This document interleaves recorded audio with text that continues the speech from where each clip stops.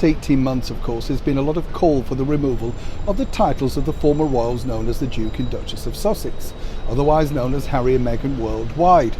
But of course, a lot of people are really stunned as to why Her Majesty the Queen, on her 70th year on the throne, has so far been reluctant to action this. But today, I think I can reveal to you exactly one of the reasons why Her Majesty the Queen is more reticent than ever to do so. Hi, good morning, Neil Sean here in the very heart of London. Thanks for joining me today. The building behind me is one other than, of course, the beautiful Ritz Hotel, opened at the turn of the last century, created by Caesar Ritz, you know, and of course a favourite with the British monarchy. Camilla, the Queen, Prince Charles and many other royals have dined there.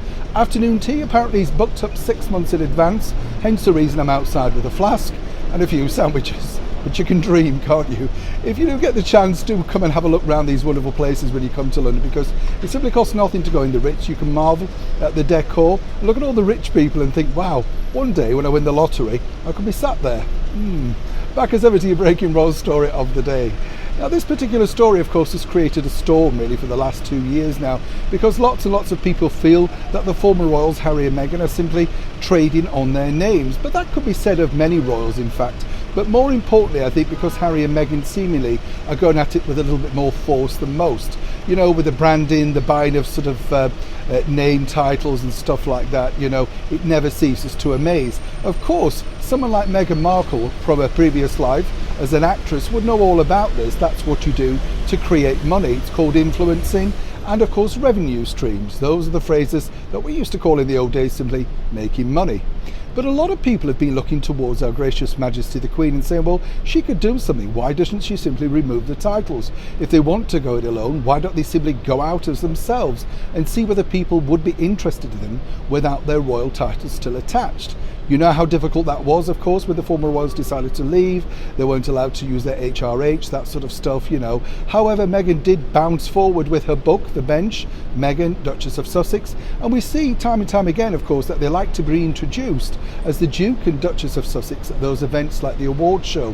Even as I've often said here on the show, Meghan Markle claimed in that interview with Oprah Winfrey, titles don't mean anything to her. Seemingly not. But is there a bigger reason now, and all to do with Our Majesty the Queen? Well, according to a very good source, there simply is, and it's all really relatable to what Prince Harry's been going on around publicly for the last 2 years. You know, the mental health campaign, the documentary with Oprah Winfrey. According to that good source, the Queen, and as ever we have to say allegedly here, is very concerned about Prince Harry's mental health moving forward, simply because she knows that he has struggled with it in the past, particularly when he returned from being in the army and out in Afghanistan. It must have been difficult to readjust to normal life. So she knows more than anyone the difficulties that, of course, the former royal is going through. They had a very close relationship until it was sort of juggernautted away. If you remember when he sat down to do the Invictus chat on, of course, digital media with Our Gracious Majesty the Queen and the Obamas, you could just see how far she was willing to go for him to make him happy and, more importantly, move forward with his life. And according to that good source, that's simply the reason why she doesn't wish to action it. I truly believe that if Prince Harry was to come back to England and sit down for an informal chat with the Queen, I think that would be one of the topics brought up. But as someone very close to Her Majesty told me, that's a topic that she wants face to face, rather than, of course, being abruptly just cutting them off without any personal explanation. As ever, wise words from a very wise lady indeed. When I know more, as ever, you'll know more. Neil Sean in the very heart of London.